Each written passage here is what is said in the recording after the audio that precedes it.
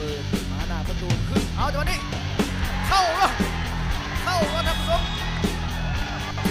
มีประตูเกิดขึ้นแล้วเป็นจังหวะหัวของทางบิลลิวยิติกุลจากทางหัวแอมซูนี่ก็ต้องมาโดดตามหลังดูมาที่ข้างล่างต้องเขาแดงเปิดย้อนหลังมาโอ้ตามเข้าแล้วจังหวะนี้เรียบร้อยได้ประตูมาแล้วเราเป็นผู้เล่นหมายเลข11ของทางนครหลวงจันทร์ผู้เล่นสมองผู้บินคำวงโอ้จะมาเปิดบานของทางคำล่าวงคำแดง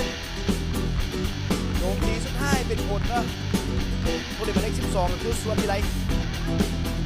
แทนตัวเดินเลยอยากจะไปต่อจังหวะนี้วิไล